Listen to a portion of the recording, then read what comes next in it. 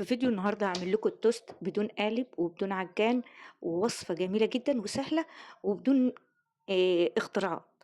شايفين التوست مفرغ وجميل ازاي؟ ويا رب يا رب كل اللي يحط لايك للفيديو ده صلى عند حبيبك محمد عليه افضل الصلاة والسلام. هنعمل توست الطيبات النهارده. معايا كوباية من المية الدافية، عليهم معلقتين من العسل الأسمر، ممكن تستبدلهم بعسل أبيض بمعلقتين سكر المتوفر عندك، بس أنا حبيت أضيف عسل أسمر هيدي معانا لون وطعم أحلى كمان من السكر. هنا كيس خميرة اللي هو ال10 جرام وأقلبهم كويس جدا، وهجيب كوباية من الدقيق. طبعا الدقيق بتاعنا حبة كاملة، زي ما أنا قايلة لكم قبل كده أنا بطحن الغلة عندي في البيت، بشتريها وبغسلها وبنشفها وبفضل مطحنة وبتطحن بتيجي على بعضها، مش بفصل الدقيق عن بعضه. تمام. لو انت مش متوفر عندك الامكانيات دي بتشتري دقيق سنبلة الفرات او بتجيبه من عند العطار، متوفر حاليا كله عاد موفره في المحلات عنده عشان بقى الطلب عليه زايد دلوقتي. تمام. هنا جبت بقية الكيلو دقيق، انا كنت واخده كوبايه من الكيلو، الكل اللي استخدمته في الفيديو كيلو. حطيت رشة ملح، نص معلقة صغيرة من البيكنج باودر. طبعا احنا بنستخدم هنا بيكنج باودر عشان الدقيق الحبة الكاملة فبيبقى تقيل، فلازم نستخدم معاه بيكنج باودر. تمام. عملنا هنا البولش بتاعنا كده كان خمر، هجيبه بقى واقلب معانا الدقيق. طبعا احنا الدقيق احنا مش عايزين نعجنه كتير عشان ما يعملش معانا جلوتين. تمام. احنا دوبك هنلم بس. معايا هنا كوبايتين من المية الدافية هنزل بهم بالتدريج، واقول لكم في الاخر خد مني ميه قد ايه. طبعا بيختلف من دقيق للتاني.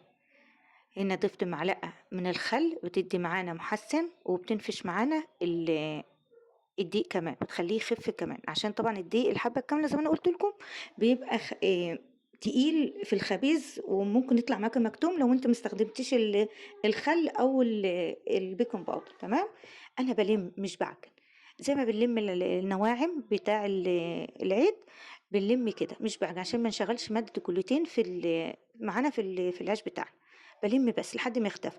طبعا انا كنت مسيحه عندي سمنه بلدي، فكانت في التلاجة فطلعتها سيحتها وسبتها بدرجه حراره المطبخ زي ما احنا شايفين كده. ممكن تستخدمي معلقتين زيت معلقتين زبده، المتوفر عندك استخدميه زيت زيتون. تمام.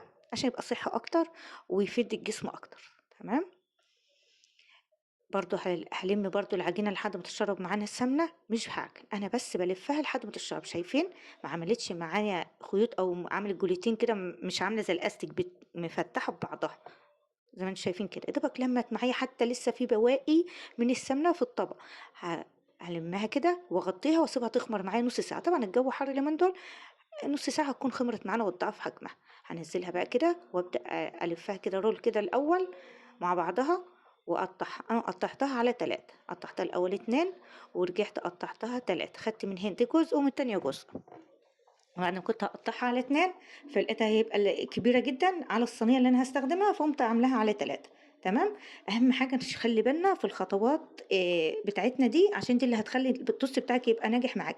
انا جنبي معلقة من السمنة او معلقة من الزيت المتوفر عندك، وبتمسحي ايدك كده مسحة خفيفة وبتبدأي تفردي التوست بتاعك وتبدأي تلفيه. اللف بيبقى لف وتقفيل، بتلفي وبتقفلي في نفس الوقت. تمام.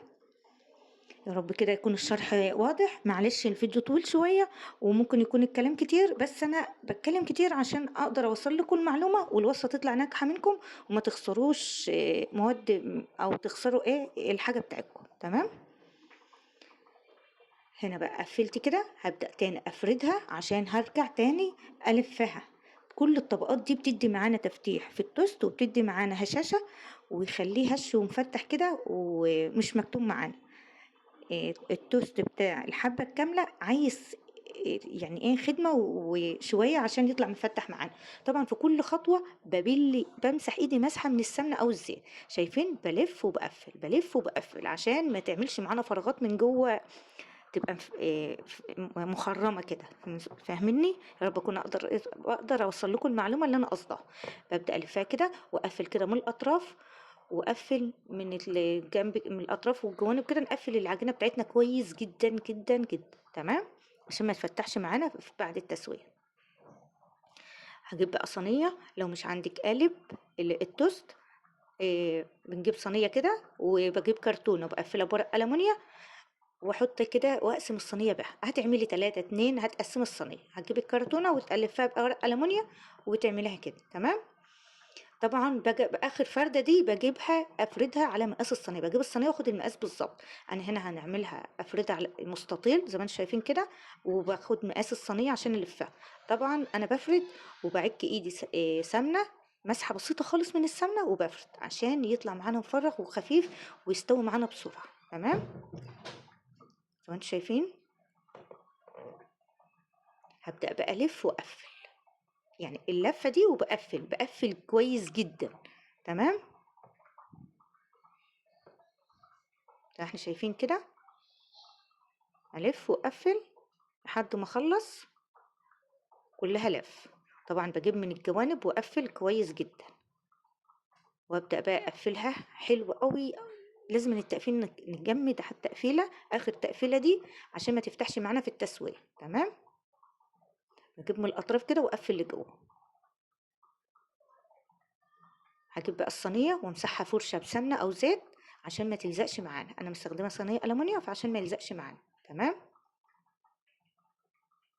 طبعًا العجينة بتاعتنا بتبقى مش جامدة، وبتبقى بتلزّق كده خفيف، نخلّي بالنا من الحاجات دي كده والمعلومات دي عشان هتفرق معاكِ في وصفة التوست بتاعنا، شايفين؟ كده هاعمل بقى التانية بنفس الطريقة عشان يعني الناس تخلّي بالها من الخطوات دي، هامسح برضه مكان التوستاية اللي أنا هاعملها التانية، هافردها بنفس الطريقة بس هافردها بقى بسرعة أكتر شوية، مسرّعة الفيديو شوية عشان تشوفوها، طبعًا كل فردة بامسح إيدي بمسحة من السمنة، عشان مسحة السمنة دي بتخلّيكِ تتحكمي في العجينة في إيدِك، وبتخلّي العجينة تفتح معاكِ جوّه ما تبقاش معجنة، تمام، مسحة السمنة دي مهمة جدًا في التوست بتاعنا، وأبدأ كده أفردها وأرجع تاني أقفّلها وأرجع أفردها تاني ونحطها في الصينية بتاعتنا، تمام. هنا أهو شايفين باشد كده وأقفّل، باشد كده وأقفّل، لأ حبيت أورّيها لكم من كده باشد وأقفّل زي ما إحنا شايفين، ونقفّل من الأطراف ومن من منتهية كده وأرجع تاني أفردها وآخد مقاس الصينية وأفردها مستطيل كده وأرجع أقفّلها تاني، كل الخطوات دي بسبب نجاح التوست معانا، طبعًا ما ننساش مسحة السمنة اللي إحنا بنعملها في إيدينا، مسحة بسيطة خالص، بس بتفرق جدًا في التوست، شايفين؟ باقفّل كده وأقفّل كويس في النهاية. مين بقى لسه ما حطّش لايك للفيديو، حطّوا لايك عشان يوصل لناس كتير تانية مهتمية بنظام الطيبات وتستفاد منّه. وطبعًا أنا كنت باعمل معاكم وصفات التوست اللي دقيق الحبّة الكاملة دي قبل كده من زمان، عشان أنا زي ما أنتم عارفين زوجي عنده السُكّري، فكنت باعمله له عشان ياكله عشان العيش التاني بيعلّي عنده نسبة السُكّر في الدم، فأنا باعمله للناس اللي حابة تمشي على نظام الطيبات والناس اللي عندها السُكّري كويس جدًا، وكمان دقيق الغلّة أو دقيق الحبّة الكاملة مفيد جدًا وفيه كل الفيتامينات اللي جسمنا محتاجها وأولادنا محتاجاها، فهو كويس جدًا حتى لو أنتِ مش هتمشي على نظام الطيبات، فهو مفيد جدًا لجسمنا. باعمل كده آخر حاجة هنعملها بقى في قالب الEnglish cake عشان لو أنتِ برضه عندِك القالب تستخدميه، تمام؟ هنغطّيهم بقى ونسيبهم بقى لحد ما تضاعف الحجم بتاعها، زي ما أنتم شايفين كده، شايفين اتضاعف حجمها إزاي؟ هاجيب بقى معلقتين مَيّة عليها معلقة عسل أسمر وأدّي لها إيه، مسحة بالفرشة كده عشان ترطّب معانا العيش، عشان طبعًا دقيق الحبة الكاملة عمّا بيستوى ما يحجّرش معانا، بينشف جامد من الصهد، مسحة المَيّة دي بترطّبه. أنا كنت عاملاه معاكم في فيديو قبل كده، كنت مدّية له مسحة من اللبن، من الحليب، بس عشان الناس اللي ماشية على نظام الطيبات مش النظام ما فيش فيه لبن، فأنا حبيت أعملها بمسحة إيه، مَيّة وعسل. هنا بقى رشة سمسم، لو أنتِ مش ماشية على نظام الطيبات هيبقى مسموح لِك أي حاجة أنتِ حابة تحطيها، آآ حبوب القرع، حاج الشوفان، أي حاجة أنتِ حابة تستخدميها، إحنا هنا استخدمت سمسم بس. وصفتنا النهارده للي هم حابين يستخدموا نظام الطيبات، أول ما بيخرج كده رشة فرشة سمنة أو بالمَيّة اللي إحنا مسحناها قبل ما تخش، واغطّيها اسيبها 5 دقايق بالضبط، تهدى بس عشان وشه يطرى معانا ويبقى طري ما يبقاش ناشف، تمام، واخرّجه ما اسيبوش بقى يبرد في الصينية بتاعتنا عشان ما يعرقش ويطرى من تحت ويبقى أكنِّك دلقة على مَيّة مبلولة، فهمتني؟ يا رب أكون قدرت أوصّل لكم المعلومة، وباطلّعه كده وباشيل كده الورقة اللي احنا كنا حاطينها في النص واسلكه واخرجه زي ما احنا شايفين كده. تمام كده بقى خرجته وهسيبه بقى يبرد. المفروض ما يتقطعش الا تاني يوم، بس انا سبته ساعتين ورجعت قطعته عشان اخلص الفيديو وايه وانا هصوره وانزله لكم. تمام هنا بعد ساعتين بالظبط بعد ما برد. بس كل ما التوست يبات ويتقطع تاني يوم يكون افضل. مفيش بقى تسلم ايدك يا مرمر. ووصفتنا النهارده تستاهل كم من 10؟ اكتبوا لي بقى في التعليقات وصلوا على النبي في التعليقات كده عشان نكسب سوا انا وانتم. اللهم صل وسلم على سيدنا محمد عليه افضل الصلاه والسلام. شايفين هش ازاي وجميل وخفيف وطعمه بشهاده كل اللي كلوه عندي احلى من الجاهز بكتير. طعمه روعه روعه روعه والطعم مقبول جدا والاولاد عندي حبوه. جميل جميل جميل جميل خطير احلى من الجاهز بكتير. شايفين بكيلو دقيق عملت 3 قوالب توست. شايفين مفرغ وجميل جميل جدا. شايفين هش وخفيف وروعة وطري كمان في نفس الوقت. بقى لو حابة بقى تعملي منه بيتزا تعملي منه تاكليه بأي حاجة. هو بصي يتاكل حاف. شايفين اللبابة بتاعته خفيفة ازاي وبتتفرفت. ما عملناش اي مادة جلوتين ولا شغلنا مادة الجلوتين فيه خالص. تحفة جدا خطير. قولوا لي بقى في التعليقات تستاهل كم من 10. والسلام عليكم ورحمة الله وبركاته.